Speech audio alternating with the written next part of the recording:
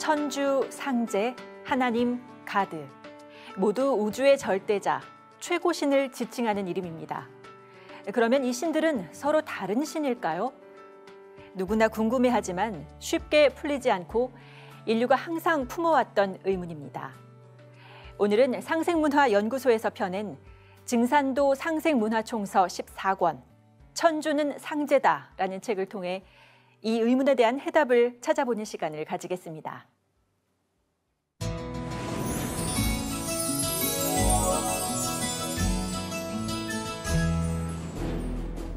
2000년의 역사를 이어오고 세계 5억 명 이상이 신앙하는 종교 가톨릭.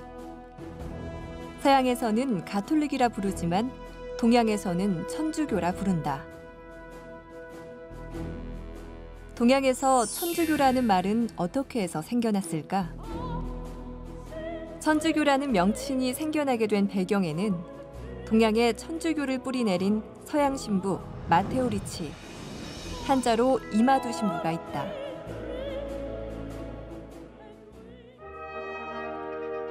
이마두 신부는 1552년 10월 8일 이탈리아의 소도시 마체라타에서 태어났다. 그는 학교에 다니면서 라틴어와 헬라어, 법학 등을 공부하여 지성을 쌓았고 이후 가톨릭 선교단체인 예수회에 몸을 담은 뒤 선교사로 동양에 파견되었다. 인도에서 선교 생활을 시작하고 중국에 와서 가톨릭을 전파하는 데 한평생을 바친다. 이마두 신부는 가톨릭을 전하기 위해 중국어와 중국 철학, 유교, 도교, 불교 등을 공부하여 당대의 학자, 관료들과 지적인 대화를 할 수 있을 정도로 소양을 쌓는다. 그리하여 유교 기본 경전인 사서를 번역하고 중국의 문화, 제도, 지리 등을 서양에 소개했다. 이 저작물들은 유럽 지식인들에게 많은 영향을 끼친다. 또한 그는 동양의 최초로 세계 지도를 소개하고 서양의 음악과 각종 문물을 소개했다. 현재 우리가 사용하는 24절후도 이마두 신부가 개발한 것을 쓰고 있다. 이처럼 이마두 신부는 실질적으로 동서양에 교류할 수 있는 길을 연 최초의 세계인이자 동서양 종교 가르침의 핵심을 꿰뚫고 이 지상의 모든 종교의 이상인 천국을 건설하려 했던 위대한 인물이었다.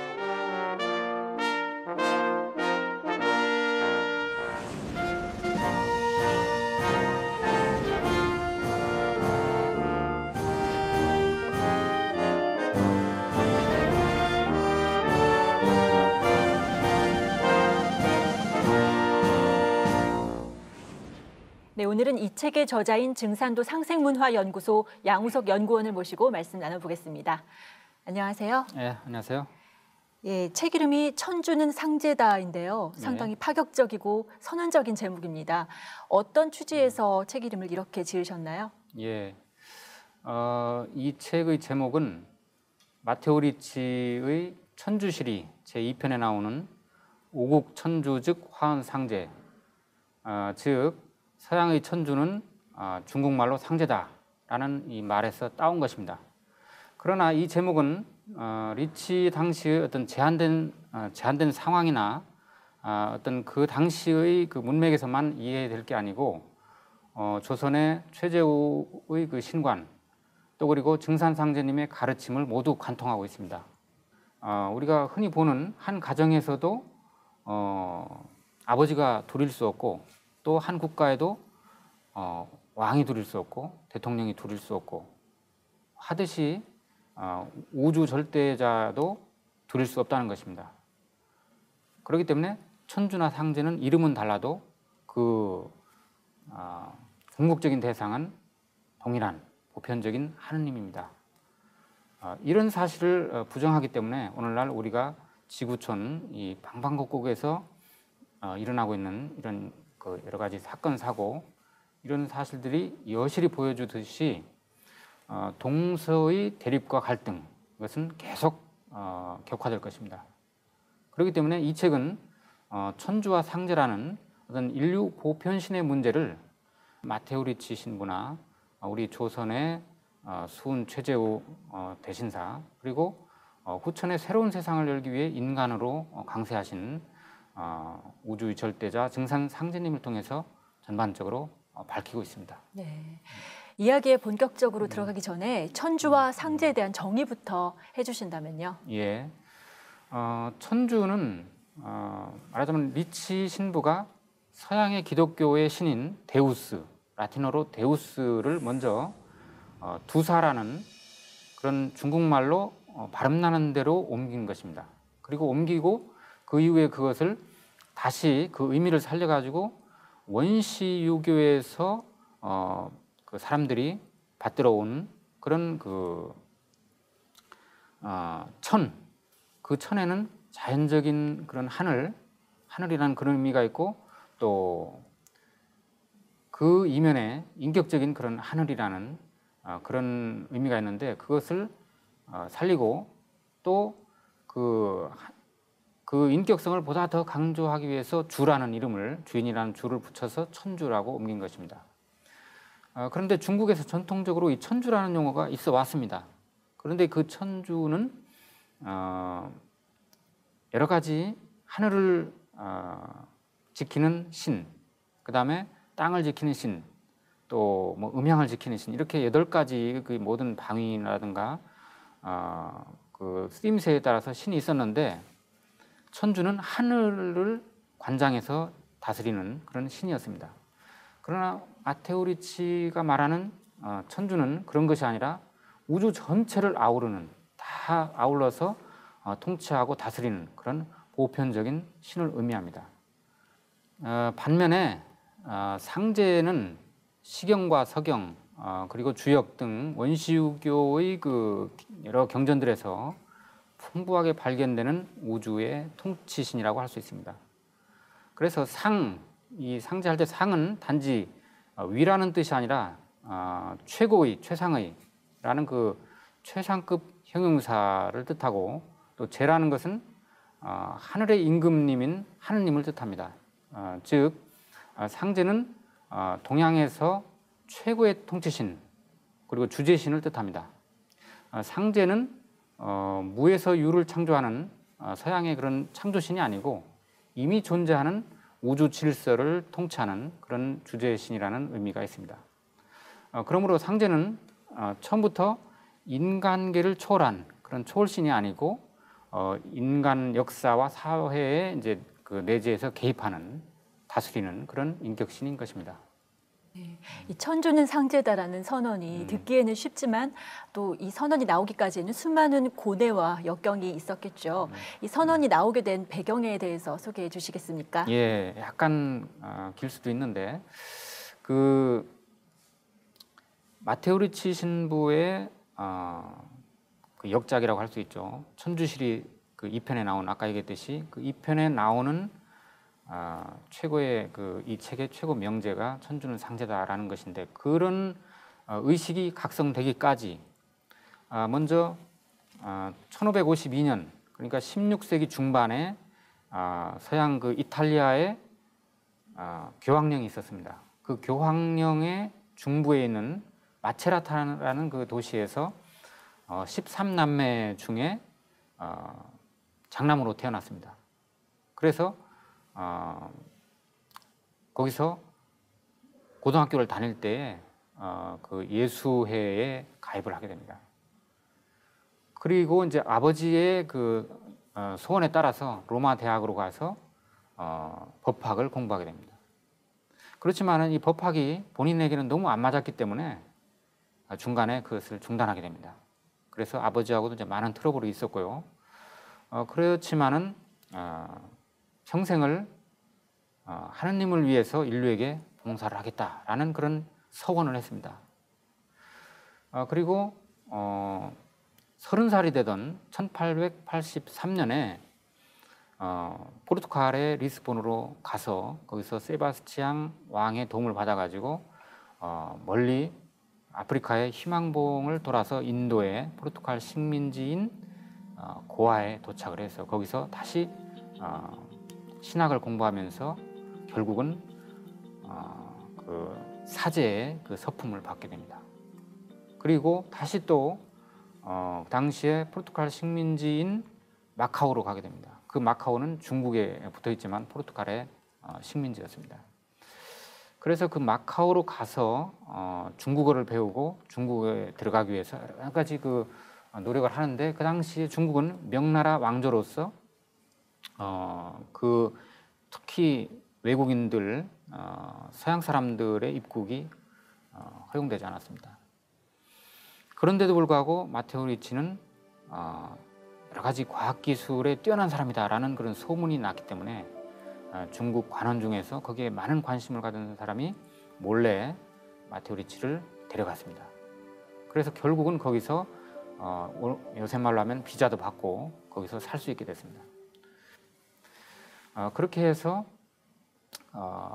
중국 고전의 그 문헌들을, 사서 삼경을 비롯한 고전 문헌들을 스스로 공부하는 가운데 그 속에서 고대인들이 순수한 그 신앙심이 있었고 그들이 찾은 것이 바로 상제였다, 상제님이었다라는 그런 자각을 하게 되고 그 상제님의 그 숨결을, 채취를 스스로 느끼게 됩니다. 그래서 그 유교의 본래 정신으로 돌아가면은 거기에 상제 문화가 있었다라는 것을 스스로 깨닫고 그것을 오히려 중국인들에게 일깨워주기 위해서 이 책을 쓰게 됩니다. 그리고 결국은 2편에서 이제 아까 말한 천주는 상제다라는 그런 그 명제에 도달하게 되는 것이죠. 그래서 결국은 그런 그 의식이 각성된 것은 그 굉장한 그 노력과 일생을 인류를 위해서 바치겠다는 그런 헌신적인 노력에 의해서 달성된 것이라고 봅니다. 예, 이 서양 신부가 동양에 와서 자신이 믿는 신과 동양에서 믿는 신이 같다는 결론을 내렸다는 것이 역사적으로 참 의미 있고 또 선구자적인 업적을 남긴 거란 생각이 드는데요. 우리나라에서도 동학의 창시자 최재훈은 경전에서 상제, 천주, 하날림을 섞어서 사용을 합니다. 이것 또한 천주는 상제다라는 선언과 관련이 있는 건가요? 예, 아주 좋은 그 질문을 해주셨는데 그 관련이 깊습니다. 말하자면 수훈이 1860년 4월에 하늘에 계신 상주님과 이른바 그 천상문답 사건이라는 그런 체험을 하게 됩니다. 그런데 이것이 결국은 결론부터 말한다면은 마테오 리치 신부로부터 그 약 200년간 후에 일어난 일이거든요. 그런데 여기서 우리가 한 가지 발견하게 되는 이상한 그 점은 대화의 상대자가 분명히 상제님인데 어떻게 해서 그 상제를 모시는 주문을 내려줄 때는 시천주 주문이라는 그런 이름으로 이렇게 내려줬을까? 아무도 제기를 안 했지만은 여기서 바로 이 천주와 상제 문제가 나오는 거죠. 세상 사람들이 나를 상제라 한다. 그런데 나를 모시는 것을 시천주 주문이라고 한다. 이게 말이 안 맞죠. 그렇기 때문에 이 천주, 상제, 하나님은 다 동일한 대상이라고 봐야 된다 하는 거죠. 그래서 바로 시천주 하나님을 모시는 주문은 바로 이런 경계에서 읽어야지 어떤 그 지방신 수훈이라는 좁은, 수훈이 당시에 살았던 그 당시에 좁은 문맥에서만 읽어서는 안 된다 하는 것이죠. 그래서 결국은 그러니까 이 세 하나님이나 그 천주나 그다음에 상제 이 신을 그런 그 넓은 의미에서 그 동과 서를 아우르는 그런 대승적인 차원에서 의식을 하고서 그것을 알아야 되겠다 이렇게 생각을 합니다. 예, 그러니까 박사님 말씀을 정리를 하자면 천주, 상제, 하나님이 언어만 다를 뿐 이 우주에서 제일 높은 한 분을 부르는 호칭이란 말씀이신데요. 이 천주와 상제가 같은 분이라는 걸 알 수 있는 또 다른 방법이 있나요? 예, 그 역시 이제 이 책에 대해서 하기 때문에 굉장히 이 책을 많이 읽고 오셨다고 생각합니다. 그 지금까지 얘기한 것은 어떻게 보면은 이론적인 추리를 통해서 간접적으로 알 수 있는 것이었는데요. 지금 물어보신 것은 직접적으로 더 설득력 있는 그런 그 천주는 상제라는 우주 보편신이 존재한다는 것을 알 수 있는 방법이 없느냐 하는 거죠. 그게 이제 말하자면은 우리 증산도 도전 2편 30장에 보면은 거기에 대해서 이제 나와 있죠. 그 마테오 리치가 서양 사람으로서 이 동양으로 와가지고 거기서 그 동서를 회통시키기 위해서 어떤 일을 했고 천주시리에서 또 도달한 내용은 구체적으로는 안 나왔지만은 결국은 천주는 상제라는 의식을 가졌는데 그것보다도 더 중요한 것은 동서양을 회통하는 하나의 문명을 천국 문명을 지상에 건설하려는 것이었습니다. 그런데 그것이 그 당시에 여러 가지 역사적 상황으로 인해 가지고 그것이 이루어지지 않은 상태에서 돌아가셨죠. 그러나 그 꿈이 너무나 절실하고 컸기 때문에 죽어서도 그러니까 신이 돼서도 그 사실을 잊어버리지 않고 계속해서 그 꿈을 이루기 위해서 노력을 했습니다. 그 꿈을 이루는데 직접적인 그 역할을 했던 것이 하느님과의 만남이죠. 마치 수은이 하느님과 상제님과 이렇게 만났듯이 마테오 리치는 죽어서 신이 되어서 하늘나라에 가가지고 우주의 절대자를 직접 만났습니다. 근데 그 절대자는 자신이 평생 모셔왔던 기독교의 데우스이자 동양에 자기가 깨달음을 통해서 도달했던 상제님과 동일한 분이었습니다. 그러니까 데우스 따로 있고 상제 따로 있고 천주 따로 있고 상제 따로 있는 게 아니라 같은 분이다 하는 것을 그 만남을 통해서 알았던 거죠. 그러니까 그거 이상으로 더 확실한 증명이 될 수가 없죠. 그러니까 10번 그 이론을 통해서 말하는 것보다 한 번 보는 것이 더 백문이 불여 일견이라고 확실한 증거가 되겠죠. 그런데 이제 이렇게 말하면은 증산도 도전을 잘 모르거나 또 그것을 알더라도 잘못 알고 있는 사람, 믿지 않는 사람, 이런 사람들은 거기 나왔다고 해서 어떻게 그걸 믿을 수가 있느냐, 이렇게 반론을 당연히 제기하겠죠.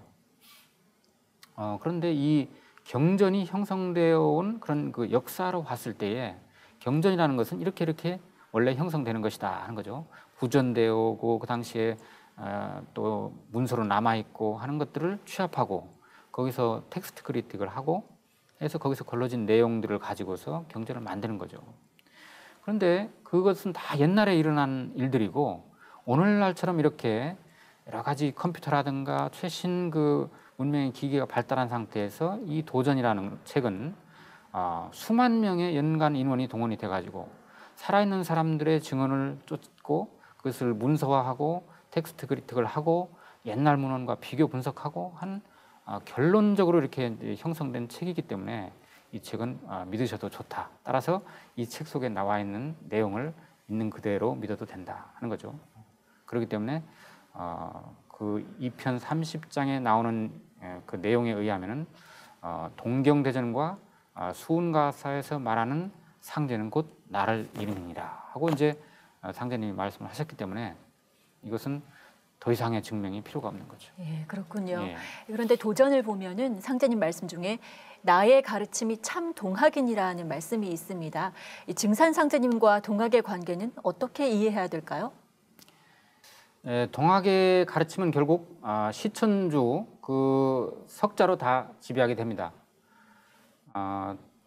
동학의 시천주 주문은 수은 최재우가 상제님과의 그 천상문답이라는 그 체험을 통해서 내려받은 것이고 구체적으로는 시천주 조화정에서 그대로 드러납니다. 그것은 하느님을 모시고 조화를 정한다 그런 뜻인데요. 곧 상제님이 인간으로 강세하여 천지를 개벽하고 조화정부를 열어서 인간과 그 하늘의 그 여러 가지 혼란을 바로잡는 그런 일, 즉 천지공사를 말합니다. 그렇기 때문에 동학의 핵심 메시지는 앞으로 혼란에 빠진 세상을 바로잡아서 새 세상을 열고 그런 그렇게 열 하느님이 직접 인간으로 강세하게 된다는 것입니다. 그런데 수은 최재우는 근본이 유학자입니다. 그래서 아버지 근암공은 영남학파의 그 계맥을 이은 그 커다란 그 유학자였으며 수은은 그 훈숙을 받아서 유학적인 소양을 한 몸에 쌓은 말하자면 상당히 그 큰 그 학자였던 것입니다. 수은은 상제님께 직접 천명과 신교를 내려받았지만은 육아의 이런 그 형식 그 틀에 매어서 시천주와 또 그 상제님의 강세 소식을 강하게 이렇게 분명하게 선포하지 못했습니다. 그래서 증산 상제님은 수은이 유교의 태박을 벗어나서 대도의 참빛을 열지는 못했다 이렇게 평하셨습니다. 천주신 상제님이 직접 오셔가지고 후천 조화선경을 열어주신다는 그런 소식을 제대로 전하지 못했다는 그런 말씀이죠.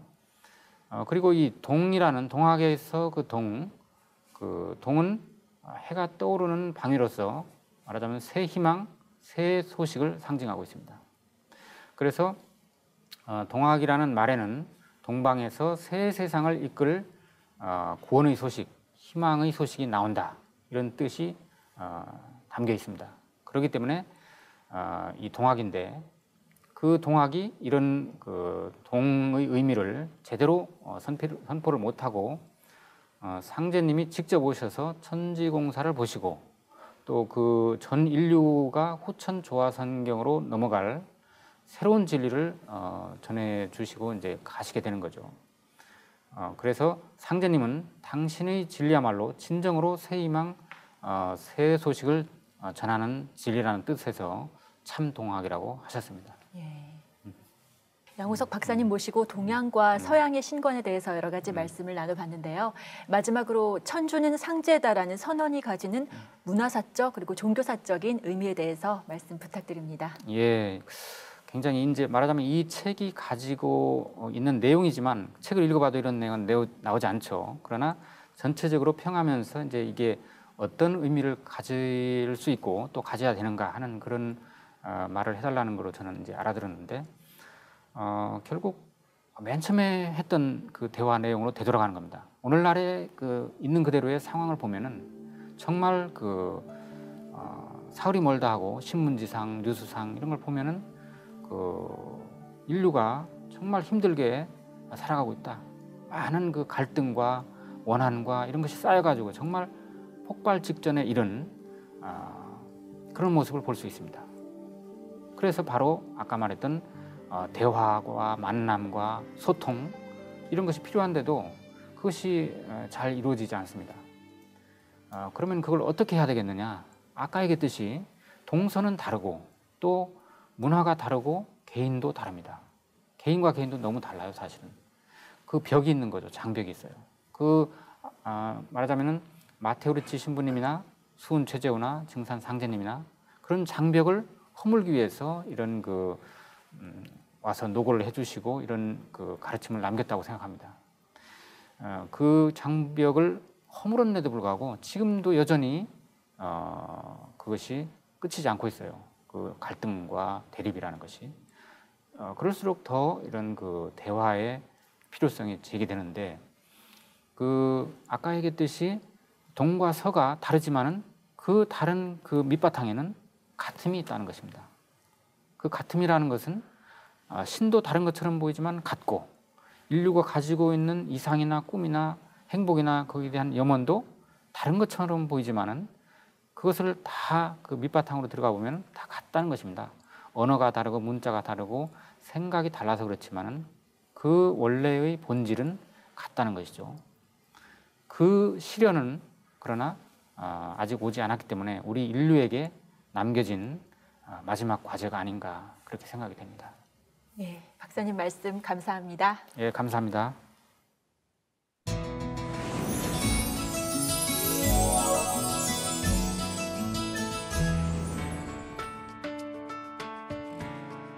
증산 상제님께서는 예수를 믿는 사람은 예수의 재림을 기다리고 불교도는 미륵의 출세를 기다리고 동학 신도는 최수은의 갱생을 기다리나니 누구든지 한 사람만 오면 각기 저의 스승이라 하여 따르리라.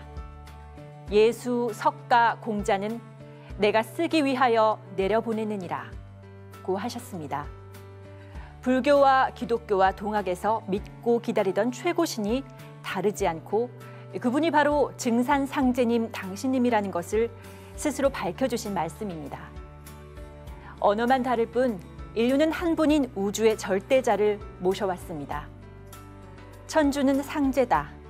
이것은 동서로 나뉘어져 갈등을 빚는 지구촌 인류의 정신과 의식을 하나로 모으고 화합시킬 수 있는 기념비적인 선언입니다. 지구촌 시대의 동서양 인류가 서로 상생하는 세상, 갈등 없는 평화로운 세상을 꿈꾸는 분이라면 천주는 상제다 책을 꼭 읽어보시길 권해드립니다. 하느님, 부처님, 천주님 등 종교마다 최고신을 말하는데 어릴 적부터 세상에는 왜 이렇게 하느님이 많은 거지? 이분들이 서로 다른 분이 아니라 한 분일 것이란 느낌이 들었습니다. 그러던 중 천주는 상제다라는 책을 읽고서 동서양에서 하느님을 부르는 호칭은 서로 다르지만 최고신은 한 분이라는 사실을 알고 많은 감동을 받았습니다. 저와 같은 문제로 고민하시는 많은 분들에게 꼭 추천해 드리고 싶습니다.